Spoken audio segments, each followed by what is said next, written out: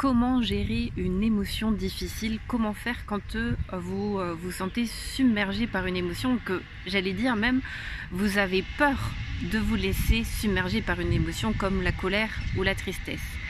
Eh bien, peut-être que ce que je vais vous dire va à l'encontre de ce qui est logique, ou enfin pas logique, de ce qui est plutôt habituel, ou de ce qu'on a peut-être l'habitude d'entendre, qui est que déjà par définition, on a souvent tendance à qualifier les émotions comme bonnes ou mauvaises. Donc il y a les émotions positives et les émotions négatives. Alors sur un certain plan, j'entends et je suis d'accord.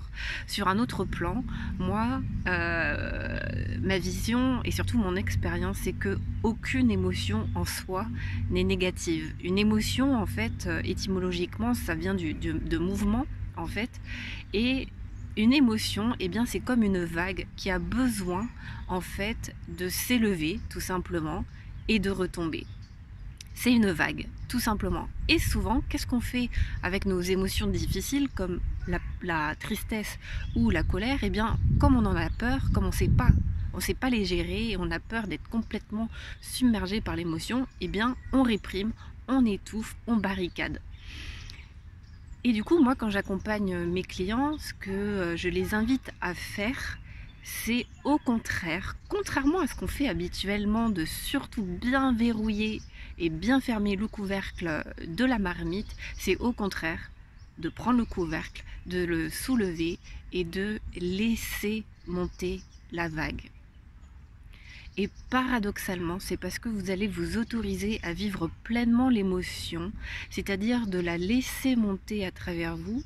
Au bout d'un moment, comme une vague, et peu importe la taille de cette vague, elle va atteindre son summum, en tout cas son point culminant, et puis elle va retomber.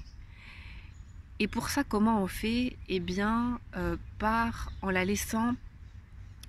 justement pour pas se laisser submerger par la vague et pour pas se noyer dedans.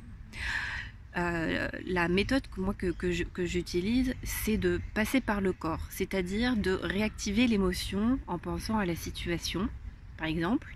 Donc une émotion, une situation qui vous a heurté, qui vous met en colère, d'y repenser et ensuite de couper le mental et de revenir au corps et de vous relier à la situation. Enfin pas à la situation, pardon, à la sensation physique que vous procure par exemple la colère. Quand vous repensez à cette situation et que vous remettez l'attention au niveau de votre corps, justement, qu'est-ce qui se passe dans votre corps? Et c'est là que l'idée, ça va être de rester en contact avec la sensation physique et de laisser faire le corps, de laisser le corps trouver finalement, et l'émotion trouver sa propre porte de sortie, en laissant faire, en laissant être, en faisant confiance au corps. C'est-à-dire que nous, en tant que personne, avec notre mental, on va pas du tout intervenir, mais au contraire, on va juste être un observateur neutre pour permettre à la vague de se déployer puis de retomber. Et c'est comme si on devenait l'océan qui permettait aux vagues de s'élever et de retomber. Et donc pour ça, c'est hyper important de ne pas remonter dans le mental en disant oui, mais je suis énervée parce que, et finalement, et d'augmenter la rumination mentale, d'enclencher la rumination mentale, mais au contraire, une fois que vous êtes en contact avec l'émotion, d'arrêter le discours mental, le discours intérieur, et vous revenez au corps. Commencez la colère là, dans mon corps. Je sens que j'ai le ventre qui se noue. J'ai les canards derrière moi. J'ai le ventre qui se noue, j'ai la gorge serrée, j'ai le cœur qui palpite.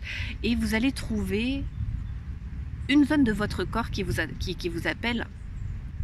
Et vous allez rester avec et vous laissez faire. Vous restez avec. Et quand je dis vous restez avec, c'est... vous restez à côté, vous observez ce qui se passe. Et limite, c'est comme si vous fusionnez avec la sensation. Et vous voyez au bout d'un moment et vous respirez dans la sensation. Et vous allez voir qu'au bout d'un moment, eh bien, en laissant faire, l'émotion, la sensation va bouger dans le corps, elle va trouver son propre chemin et sa propre porte de sortie.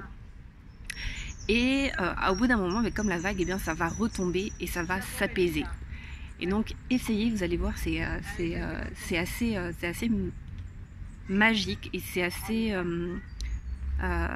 c'est pas habituel justement, parce qu'on se dit bah non, j'ai pas du tout envie de rester avec ma colère parce que j'ai peur du coup ensuite d'être complètement dépassé par ma colère. Et bien paradoxalement, vous allez dépasser par votre colère si vous la réprimez. Parce qu'au bout d'un moment, c'est comme la cocotte minute, si vous verrouillez, vous verrouillez, vous verrouillez, au bout d'un moment, la cocotte minute, elle explose, hein, si vous ouvrez pas un peu la soupape.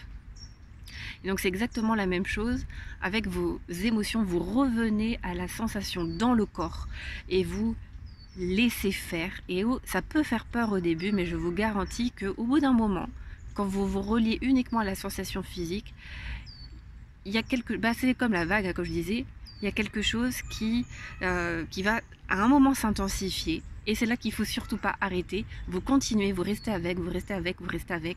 Et à un moment, ça va se calmer. Et c'est l'histoire aussi de, plutôt que de vouloir arrêter les vagues, apprenons à surfer, comme dirait Jon Kabat-Zinn.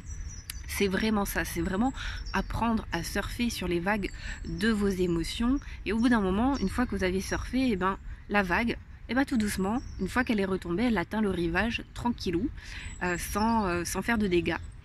Et donc voilà, c'est ce que j'avais envie de partager avec vous, parce que souvent, et moi la première, comme on n'a pas appris ça, on a tendance à réprimer nos émotions parce qu'on en a peur.